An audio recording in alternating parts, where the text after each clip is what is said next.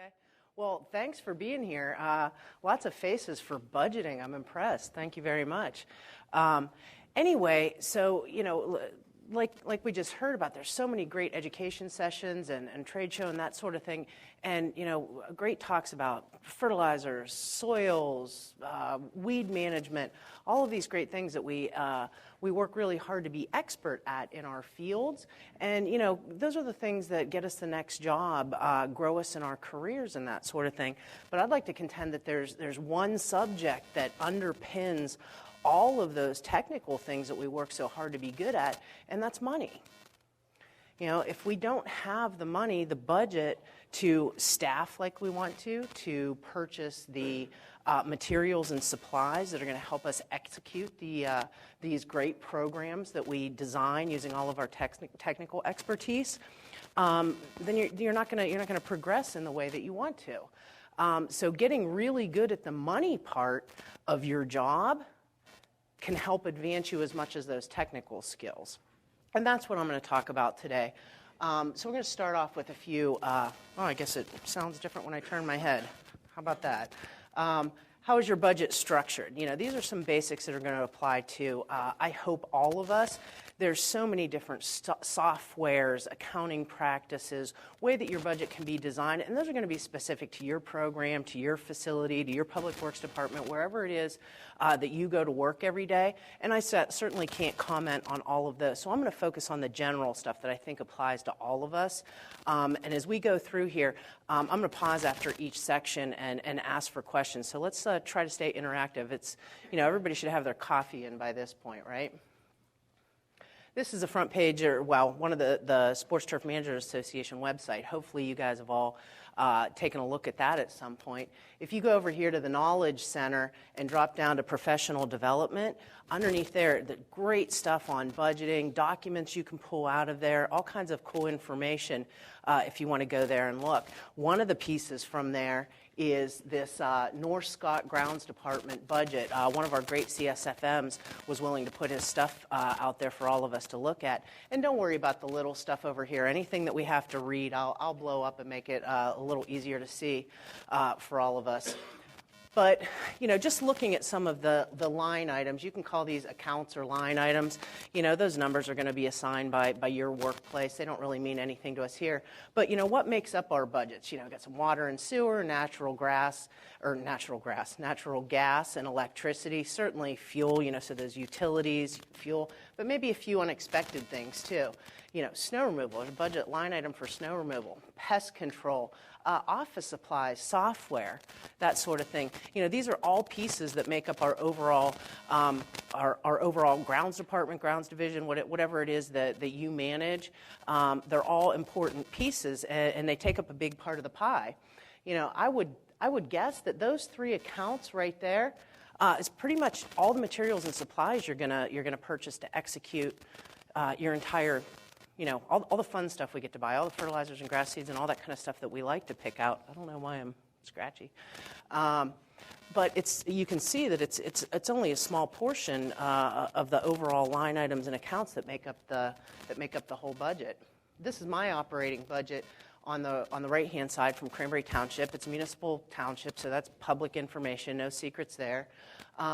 And these dozen or so accounts make up all of the personnel costs in my operating budget. So not only do we have salaries and that sort of thing, but Social Security, Medicare, workers' comp, all of the other benefits that we offer our employees are also included in there. And there's usually a multiplier that you can figure out, or you can ask your accounting or finance folks to help you out with it.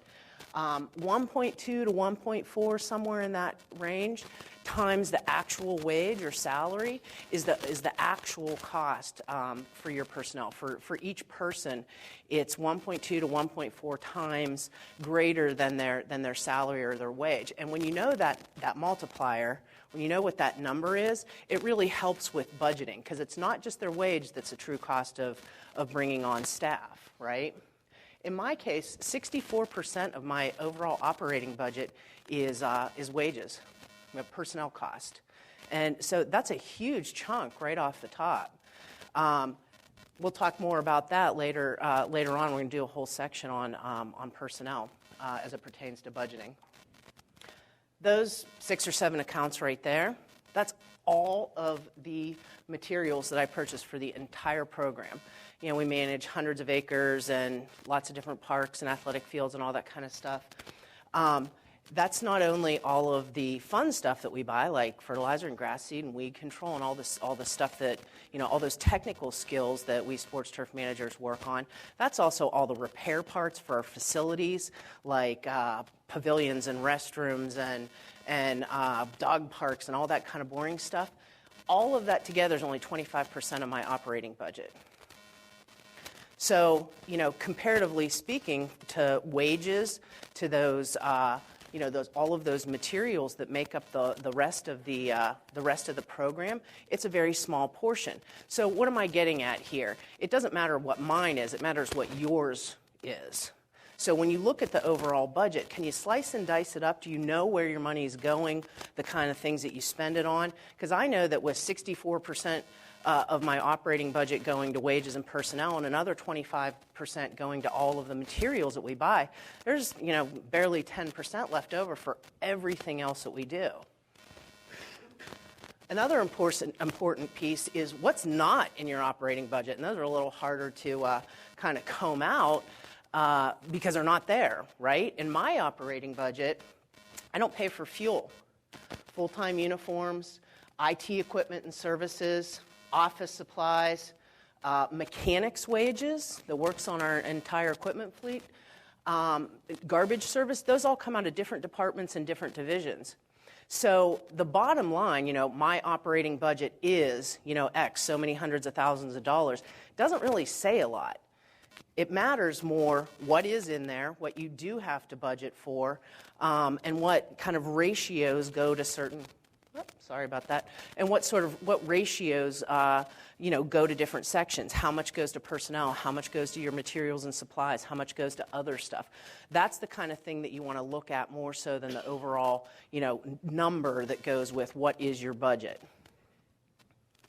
And then what is your fiscal year? Fiscal year is simply 12 months of an accounting year. Doesn't matter when it starts, doesn't matter when it ends.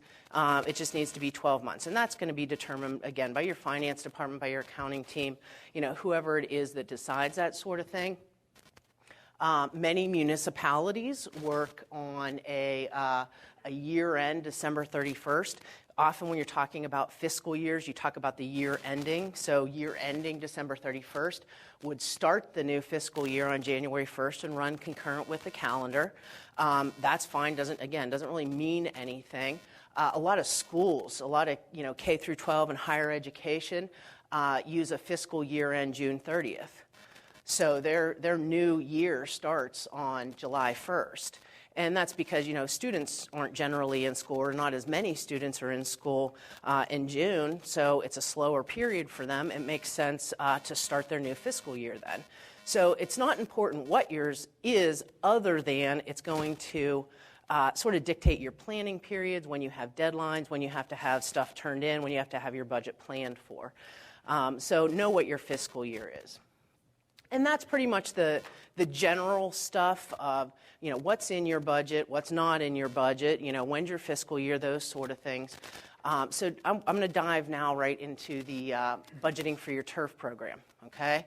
And that's the fun stuff. That's the stuff that we like and that we work hard to be really good at. And when I take over a new location, I've worked in higher education, I've worked in municipal settings, I've worked in golf. When I start out somewhere, the first thing that I want to figure out is, what am I responsible for? All of it. Not just obviously, you know, in Cranberry Township, I was responsible for all of the parks, all the athletic field turf, but I was also responsible for the medians in the middle of the road and the dog park and the playgrounds and that kind of stuff. So when I'm talking about budgeting, I need to know everything that I'm responsible for. In the you know, as far as turf goes, how am I going to take care of it? What am I responsible for? How am I going to take care of it? And then start with the absolute basics and then build in layers of sophistication. Only when you know what you're trying to do can you put numbers to it and start budgeting. It's not good to, you know, not even wise to start talking about numbers or budgeting until you know everything that you're responsible for so you can plan for it. I like to start out with maps. A very visual learner. Here's one of the parks that we're responsible for, and it has 34 acres of maintained turf. That's not the size of the whole park. That's how much maintained turf we have in it. And I break it into 4 levels of service. So one is the lowest, mow and go, maybe a few herbicides here and there. Level 2 is our common area. I call it common area, which would be like a general lawn program. It's all the surrounds, all the passive recreation areas that are not playing surfaces or something else. Level 3 and 4 are all athletic fields. The only difference between level 3 and 4 is whether they're irrigated or not. Level 3 fields are not irrigated. Level 4 fields are irrigated. So, there's a few differences when we start talking about irrigated versus non-irrigated. We're going to have a preventive, fungicide spray program when we're irrigated in humid Pittsburgh in the middle of summer, things like that. So that's why the differentiation between the irrigated and not. You can see over here on the map that we can, here's our athletic fields, irrigated, not, and then those common areas, those level 2s that kind of surround everything else. And then I start building the program.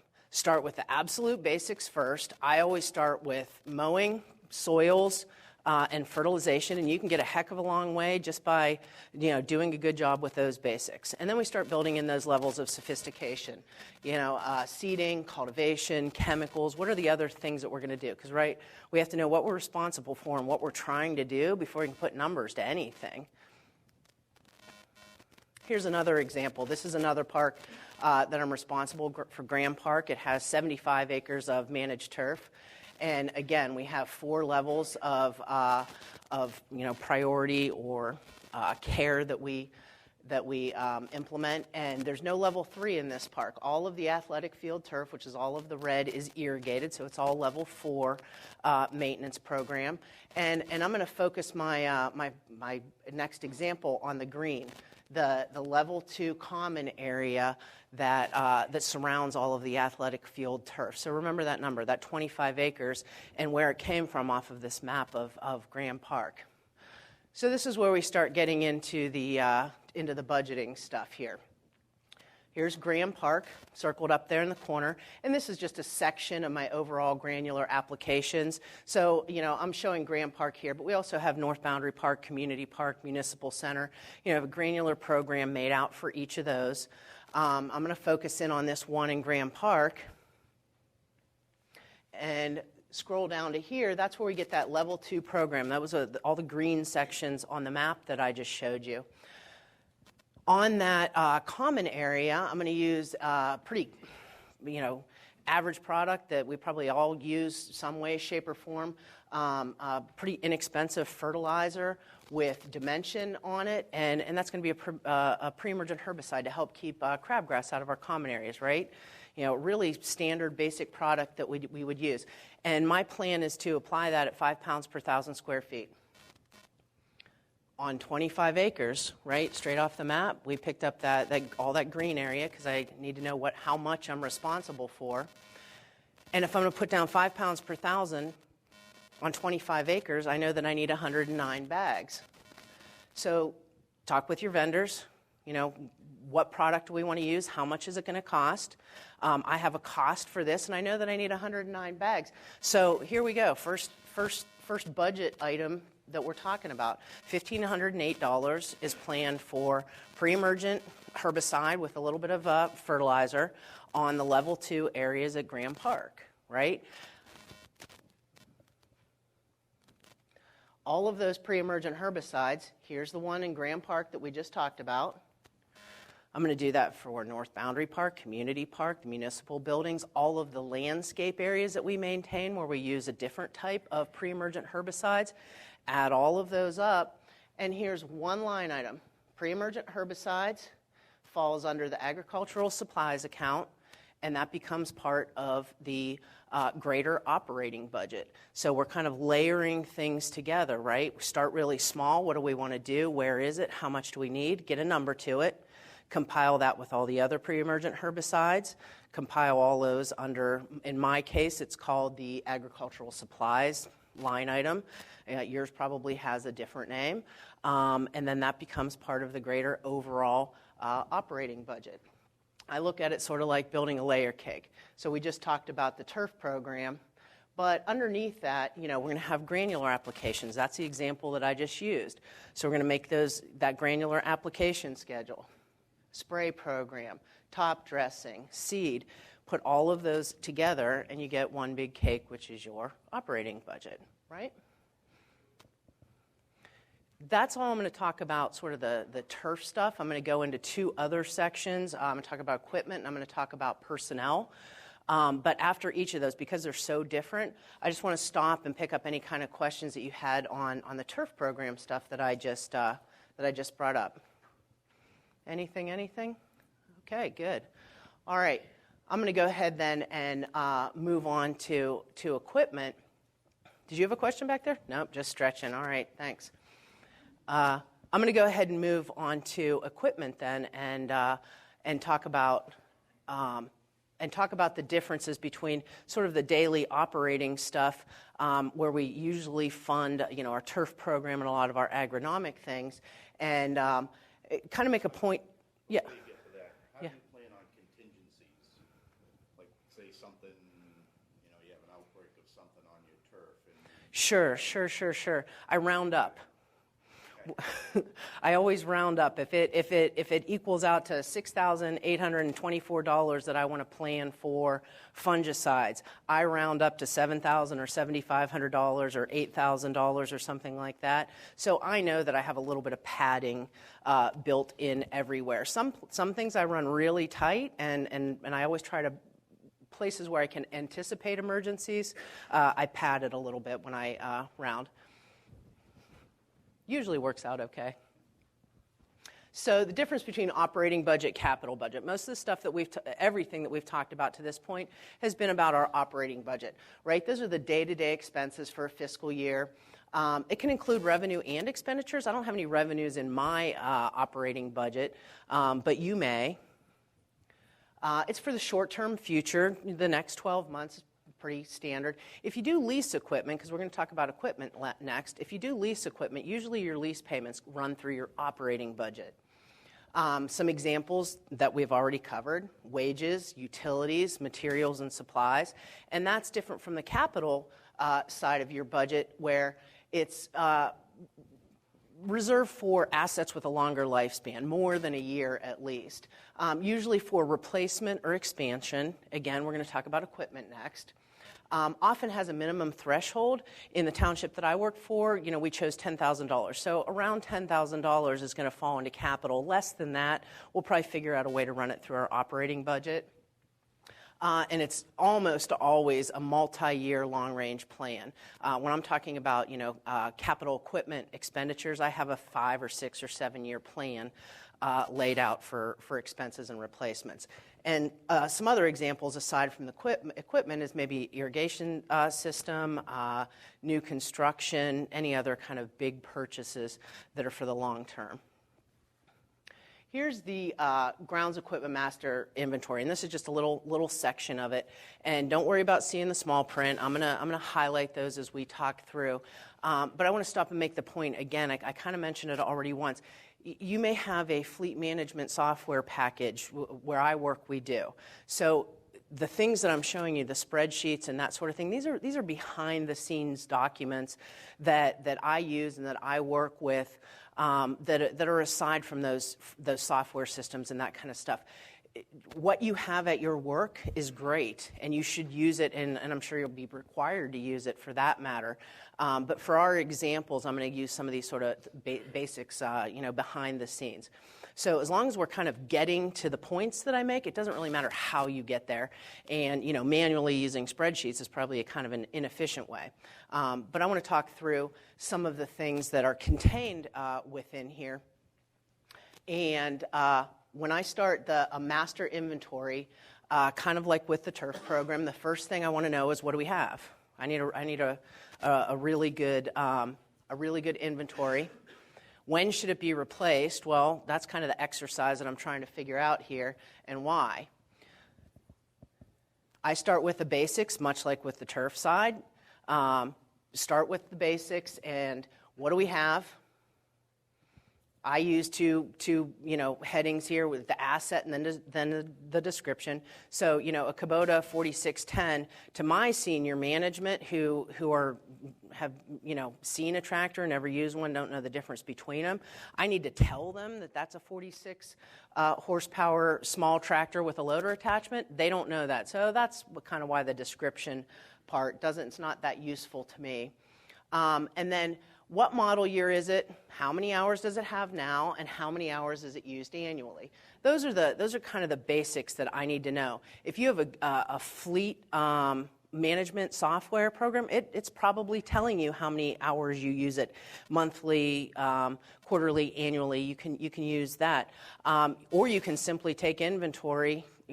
Check your hours once a year. I mean, super simple. So here. Model year, that's simply what year the piece of equipment is. How many hours it had. This is as of the fall of 2017. At the end of the season in December when all the equipment's in the garage and we're going through it, we just take a simple readings off of all the hour meters and it can then gauge that year over year how much we're using that piece of equipment in a year. And then the annual hours of usage. Once I check the hour meter, I know what it was last year, I know what it is this year, I know how much we used it in a year. And I tend to kind of round off a little bit. Does it matter if we used it 251 hours or 249 or something like that? No, I just kind of use a general number in there. But this may be drastically different, these annual hours of usage, depending on where you are in the country. If I use our 60-inch zero turns 300 hours a year, and you work in a warmer climate, you may use it 1,000 hours a year, and that's going to have a big impact on how long pieces of equipment are in your fleet, right? And then this column is maximum service hours. That's a little bit subjective. So you have to work on this with maybe talk to your mechanics, talk to your other key personnel, talk to your equipment vendors. I decide these numbers in a few different ways. Kind of like what engine is in it is the biggest determiner for me. So I decide that the maximum service hours for a diesel tractor engine is about 4,000 hours. I don't want a tractor in my fleet that has more than 4,000 hours on it. Will it go further? Yeah, probably. But I decide that 4,000 hours is going to be that maximum service hours because after that, I'm probably looking at some problems. For our 27 horsepower air-cooled gasoline engines, I choose about 2,500 hours. That's a much lower number. But that particular piece of equipment, I don't want it around 3,000 or 4,000 hours. We have some other gasoline engines that are 32 horsepower liquid cooled. I think those can last about 3,000 hours. Again, those are subjective. Those are up to you. But it's a really important column to have in your equipment inventory because it's determining what the total lifespan of that piece of equipment is, right? So when I know those maximum service hours, which is this column right here, and I know how many hours I use it each year, I can figure out the years of service life. And that's all three of those columns right there. And they're all different. And the reason that they're all different is because this is 100% of its lifespan, right? So if I go right up to these maximum service hours, I've used 100% of its lifespan. And that's how many years it could potentially stay around if we continue using it about this much each year.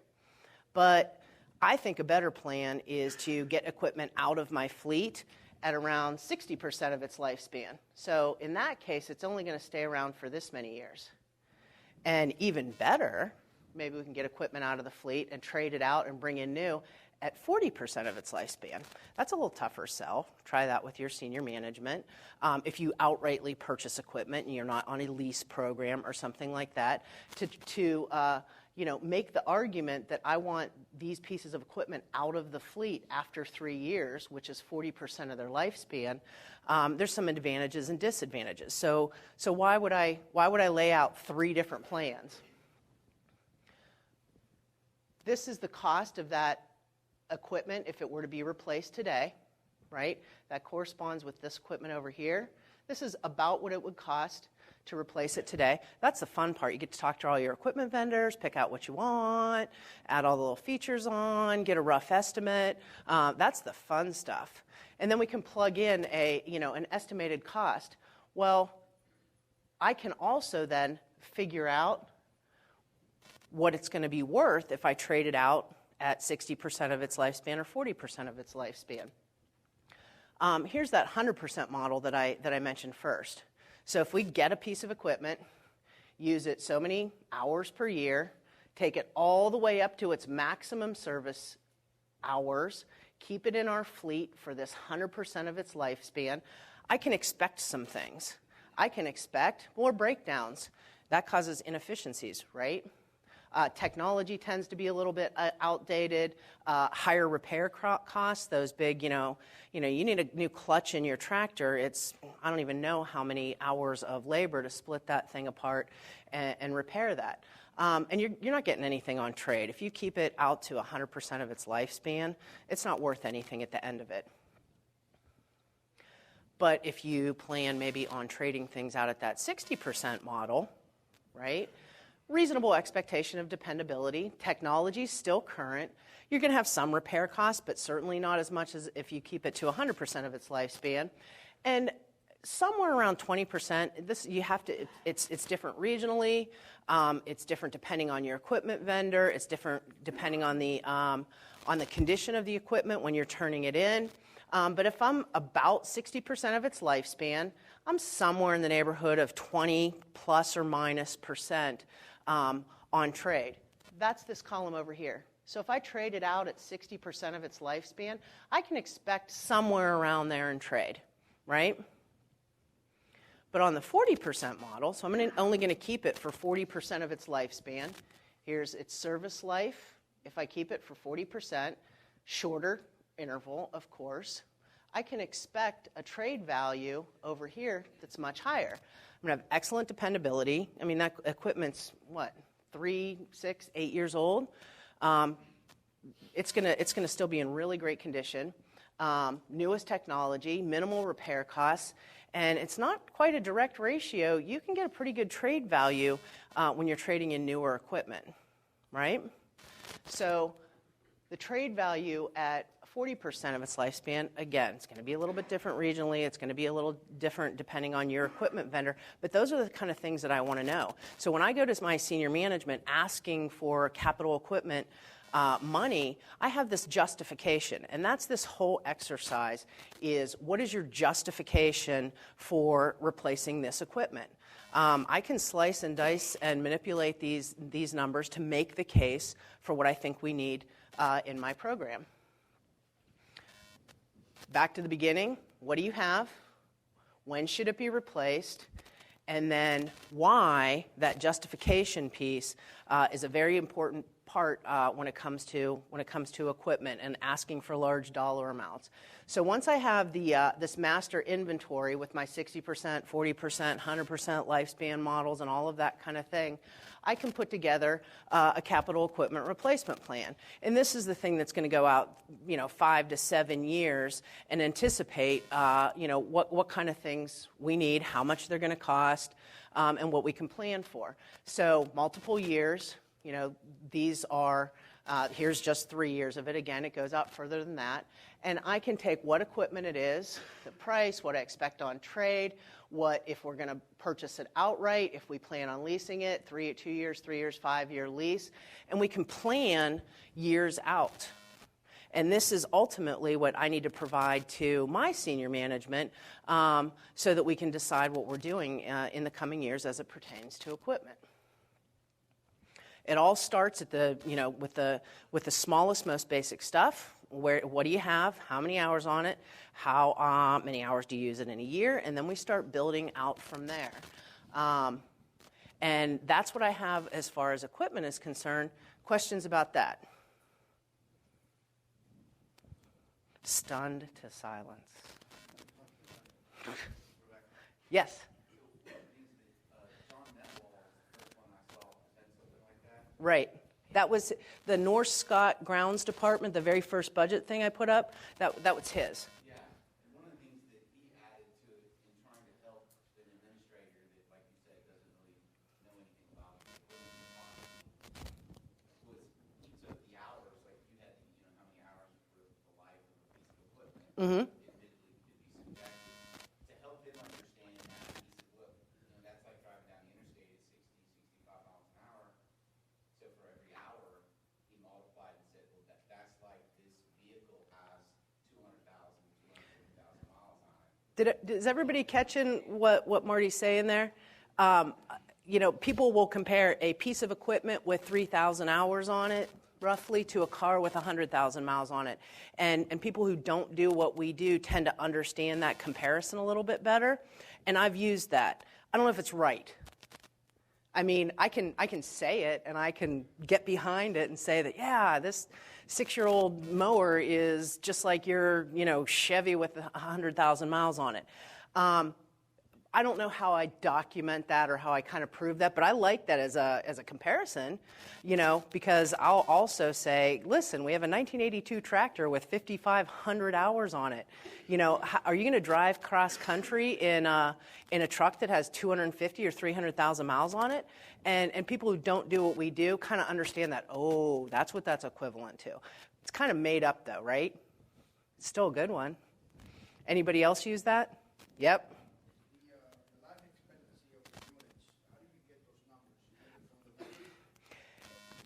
Experience, talking with vendors, understanding the equipment, talking to your mechanics, talking to your peers.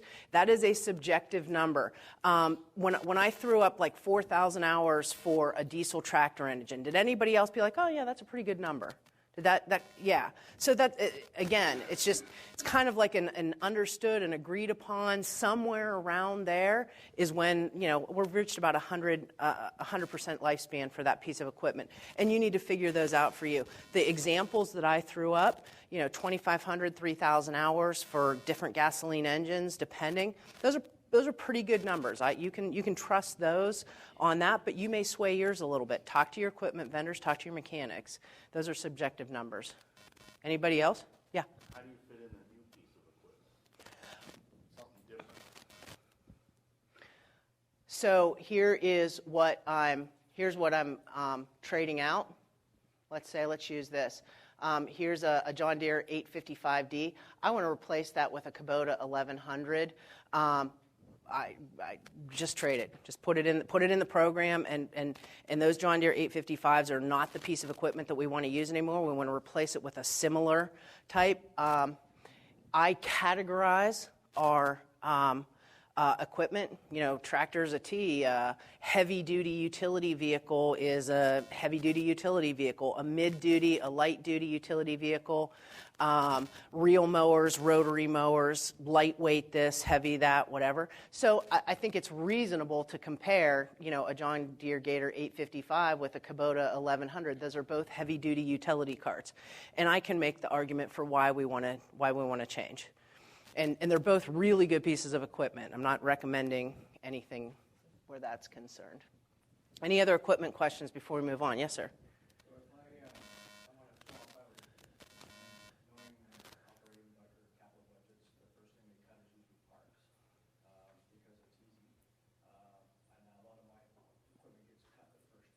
Sure. Yep. I've never had one of those actually work out exactly like I put it on a sheet. And now they're throwing more of do you have a needs assessment on why you need it? And that's something for me. Right. So can everybody hear this gentleman? He's talking about a needs assessment. Why should I get this money for this equipment replacement as opposed to, I don't know, the Public Works getting a new truck for snow plowing? Why does the Parks need a new piece of equipment? And the only thing that you can do is be a great salesman. Have your justification in place. Do you, use whatever software program you have, whatever fleet management program you have available to you. Make spreadsheets like I'm giving you examples of and explain what your justification is, what your reasoning is, and support yourself, support your argument. Go into these meetings prepared to sell why it's way more important for you to get new equipment for the parks than it is that stupid truck that's going to push around a stupid snowplow. I mean, that's the salesmanship that you have to implement. And will you always be successful? No, I think I'm kind of good at it, and I fail half the time, at least. I mean, I have great programs and great justification, and I think I can sell the heck out of stuff, and I still don't get what I want all the time. But at least I can document it. I can say why. I can cry the blues and explain that they're messing up my fancy spreadsheet. May or may not get it, though. Okay, let's go ahead and move on to personnel. I am going to... This is back from February of 2018, this magazine, and it's a great article. We just talked about equipment budgeting, and I think that this article is a really good segue into talking about personnel. So I'm going to read a little, oops, it's how to get old. My reader's on here. So whether you work in parks and recreation, for a school district, at a college, or a professional team, the process of buying new equipment often must first involve sales. You need to sell a CEO, a director, a board, or others on why you need a certain piece of equipment. Rick Peruzzi, turf manager with the South Portland Department of Parks, Recreation, and Waterfront in Maine, says he agrees that focusing on efficiency is a good strategy. Peruzzi says it helps to talk about how long it currently takes to do a particular process and how much time would be saved with the new equipment. In another section, it talks about, we started documenting the man hours we spent picking up, using, and returning their forklift. It was an easy sell to the administrators when we presented them with the cost associated to borrowing the forklift, he explains. Shortly after, he was able to purchase a forklift because it both increased efficiency and filled a need for his department. Finally, White says maintenance costs are another way to get those setting budgets to consider purchasing new equipment. Increased maintenance downtime and the inability to source repair parts are compelling reasons to replace equipment, he says. Detailed record keeping has benefited me and supported my request by being able to show how much time and money I'm spending either fixing a piece of equipment or renting to replace it. So several references in there talk about how many man hours you can save with new equipment, how much downtime you experience by aging equipment. And when we talk about man hours, downtime, efficiency, those are all talking about personnel costs, right? And they're associated, no doubt. So to your question, that's another great way to sell the replacement of older equipment is how much downtime is it costing me? How much time are my mechanics spending fixing it, that they could be fixing something else, that they could be doing something else? So we need to know information about our labor, how we're spending our labor, how we're spending our labor hours, and we can tie it out to all different parts of our job. So this is the final piece that I'm going to talk about as it pertains to budgeting, okay? I start with a daily task sheet. I have these in my hand. I'm going to pass them back through the crowd. You can look them over, see what you like, see what you don't like. This is part of it, what fits on the screen. This is one of my actual staff members. Every Monday, they grab a new sheet, and throughout the week, they fill out how many hours they've spent. This is the totals column. They spend out how many hours they have spent on any individual tasks. We have categories of tasks, and then they're further broken into, more specific things like that. So, for example, under turf management, that category, we have seed or sod, top dress, airify and cultivate, or something other that I'm having you do as it relates to turf grass management. And each employee fills out one of these. The first time you implement it, they're going to grumble, and they'll get over it in a couple of minutes. Takes 5 minutes at the end of the day when you're changing your shoes. The biggest thing that I always have to offset is I'm not tracking labor hours to figure out what you're doing or to criticize you or to give you a hard time. I use these numbers to go and sell my program and ask for and justify the things that we need. And once my staff starts understanding the way that I use these labor numbers, they're usually my biggest support. Is anybody seeing how many hours we're spending on events? I'll get that from my staff. I've been spending half my week doing special events, and I'm like, yeah, I am collecting that data. I am making that point, and I have the documentation to back it up. Can you pass one of those back that way? Can you pass one of those back through here? Here's another one. Somebody in the middle. Go ahead, grab it and pass it back that way. If you want to see, the one thing I will say is if you decide to start tracking labor, really decide what you want on that sheet. If you change it year over year, it's hard to compare year to year. Really decide what you want on there and kind of stick with it. So anyway, that's the daily task sheet. I collect all that. It all goes into a spreadsheet. There's, again, really good question back there? Actually, the STMA website, under the Knowledge Center, you can print a bunch of those. It has weekly, monthly. Yes. For every different field, rounds, we use those. Yeah, absolutely. Great place for resources. I tend to change this and adapt it to each new place that I go. I started doing this way back in 2000, 2 or 3 when I was still working in golf. Well, there was no category on that for skinned infields, right? So I tend to adjust it place to place, using that as a model. But I tend to adjust it place to place so that I make sure I capture all the different things that I want to know about my specific work location. But yes, excellent resources on the STMA website. Uh-huh. Exactly.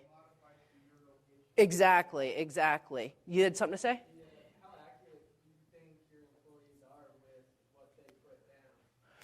We round to the quarter hour. I don't care if you spent 5 minutes or 8 minutes or whatever.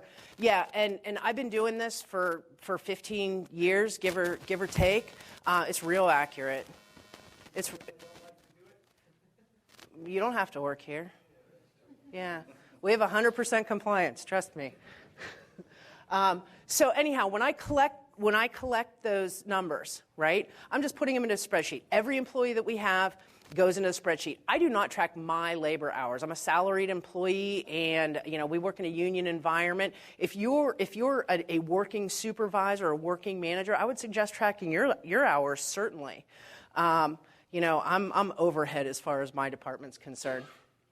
So once I have all that labor data collected, I can start to I have to condense it down into the categories. If we put every one of those tasks on there, it would look like a scramble that nobody could read. So I break it into the main categories, which are the far left of that task sheet.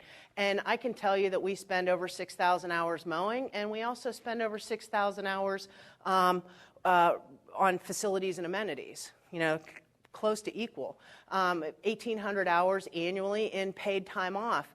A little over 1,800 hours annually in in-house construction projects. We do a fair amount of construction in-house. I spend about 1,200 hours a year collecting garbage, about 1,200 labor hours a year staffing special events, and only about 1,300 hours in a whole year managing all of our landscaping. We have about 4.5 acres of landscape material that we have to manage. And, it's comparatively, all the hours that we spend on landscaping is not that different from what we spend on garbage and events. So these tend to be aha moments for senior management that doesn't really know that kind of stuff. Is this just regular hours? It's all hours. I don't differentiate. The budget reflects if it's straight time, overtime, that sort of thing. We actually have a category on that sheet. If you work for another department, like you're not getting paid out of my budget, you steal my people and we go do something else, I track those hours too. Other departments. That's 200 hours I could have spent on grounds that you took away from me.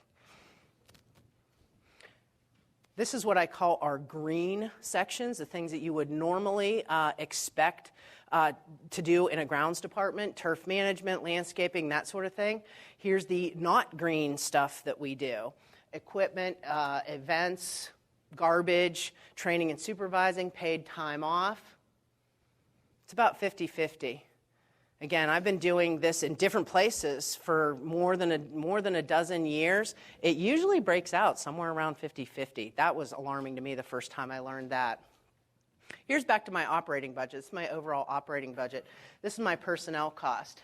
I told you a while ago that constitutes about 64% of my overall budget.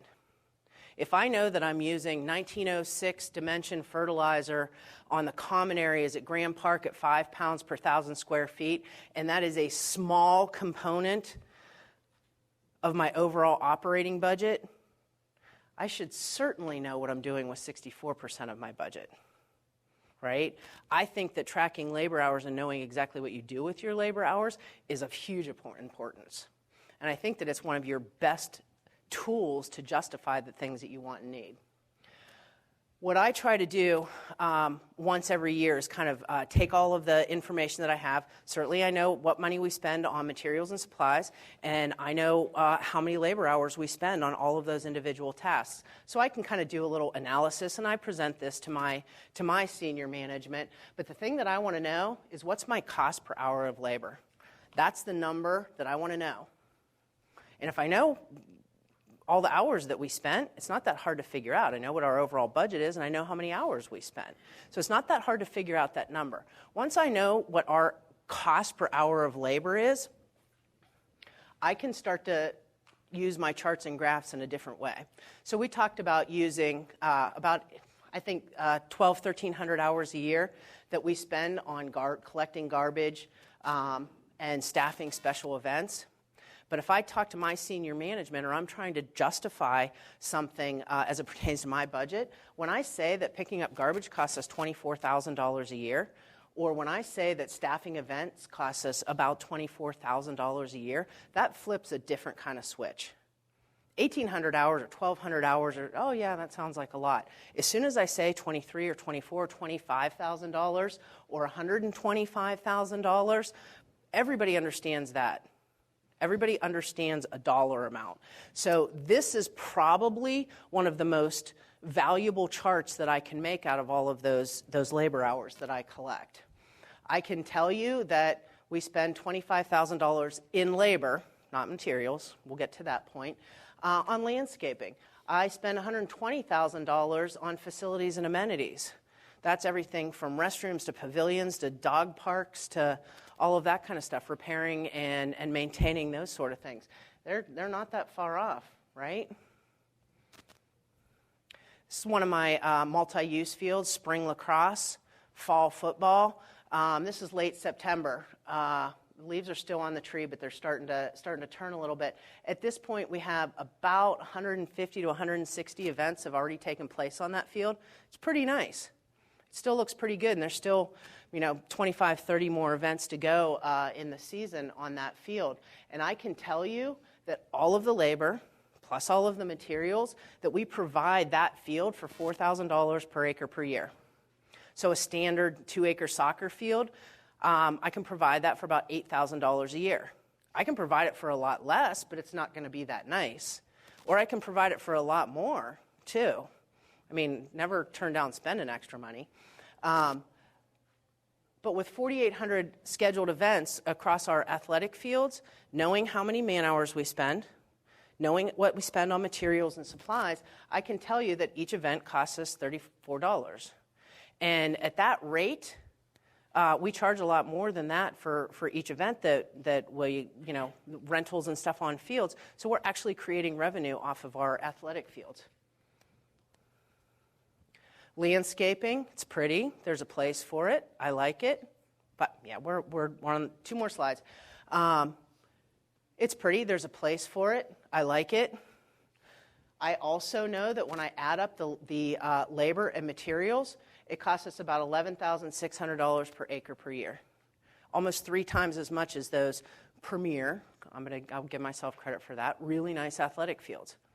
We've never generated revenue off of landscaping. I don't know if you guys have. If you figured that out, please tell me, because it's really expensive when I start talking about it in that fashion, right?